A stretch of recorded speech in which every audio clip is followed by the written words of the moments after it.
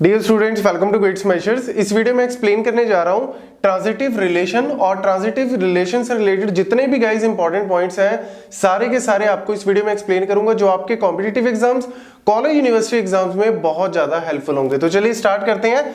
Transitive relation जो है वो ट्रांजिटिव प्रॉपर्टी में भी अगर आपने सुनी हो उसी से ही बिल्कुल मिलता जुलता है।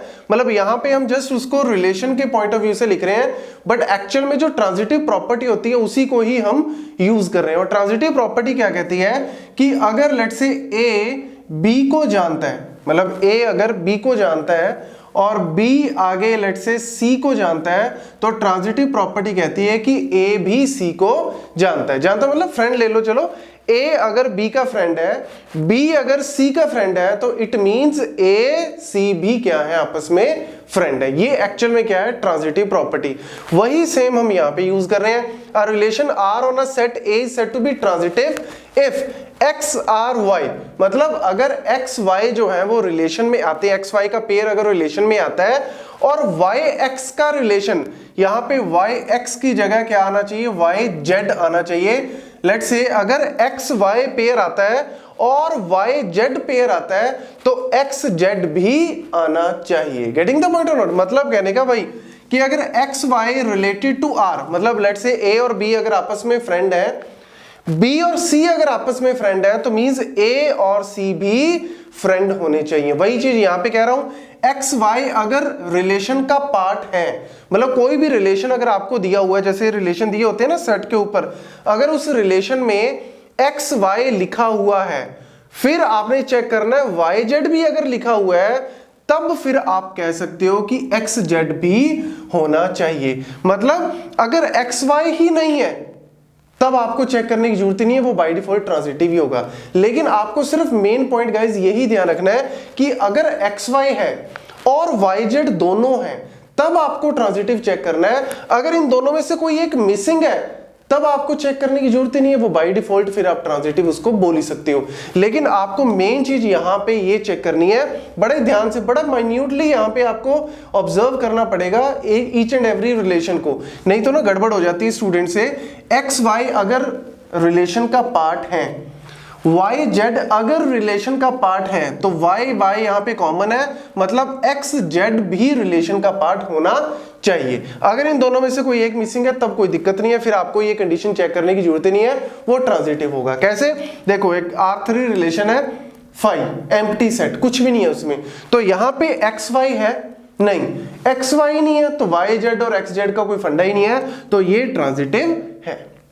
Getting the point? जैसे अब देखो R2 1 2 यहां पे है, 1 2 यहां पे है, मतलब एक्स वाई यहां पे है, और 2 3 यहां पे है, मतलब वाई जेड भी यहां पे है। ये देखो ना, ये x हो गया, ये y हो गया, ये y हो गया, ये z हो गया। कैसे पता लगेगा? y और y बराबर है, देखो 2 और 2 मतलब एक चीज है।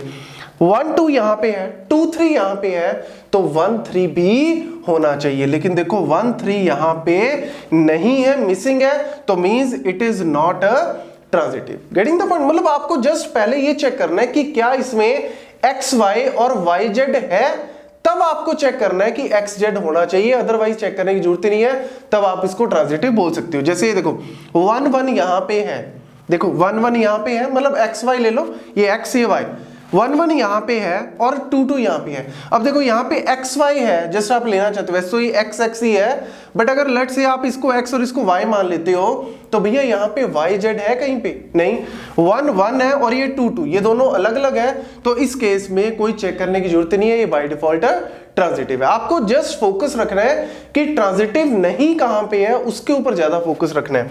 जैसे देखो ये आ गया 1 1 यहां पे है, ठीक है, 1 2 यहां पे आ गया, ये देखो 1 2 मतलब ये x और इसको अगर मैं y मान लूं, और ये देखो 2 1 मतलब अगर इसको मैं y मान लूं और इसको z मान लूं, तो अगर हम इसको मतलब ये y y आपका सेम हो गया, यहां पे x और z क्या हो गया, 1 1 वैल्यू होगी। तो देखो अगर 1 2 है, 2 1 है, तो 1 1 भी होना चाहिए, x और z क्या है 1 1 1 1 होना चाहिए, और देखो 1 1 यहाँ पे है, तो यानी ये आपका बाय डिफॉल्ट ट्रांजिटिव बन गया।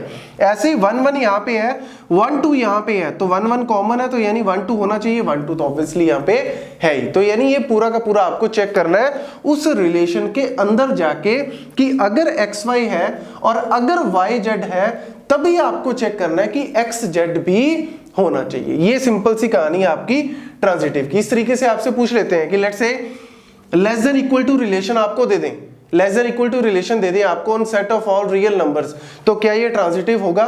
ऑब्वियसली होगा। क्यों? अगर लेट्स से आप 1 और 2 का सेट ले लेते हो, 1 is less than equal to 2, true है। ऐसे अगर आप ले लेते हो let's say 2 less than equal to 3, ये भी ट्रू है। एक्स वाई अगर है, वाई जेड अगर है, तो एक्स जेड होना चाहिए। एक्स जेड मतलब 1 लेस देन इक्वल टू 3, तो देखो 1 लेस देन इक्वल टू 3 भी क्या होगा? ट्रू ही होगा। अगर एक्स वाई है, अगर वाई जेड है, तो एक्स जेड होना चाहिए, यानी लेस देन इक्वल टू भी होल्ड करेगा।